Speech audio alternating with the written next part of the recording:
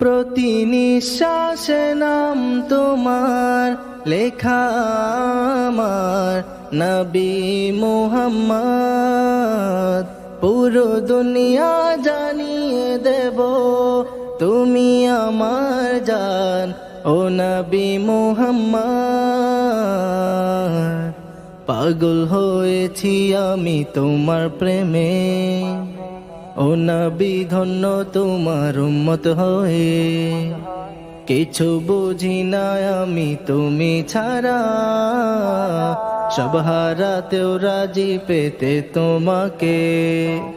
হয়নি দেখা তোমায় এই জীবনে, কত দেখাবো কাকে।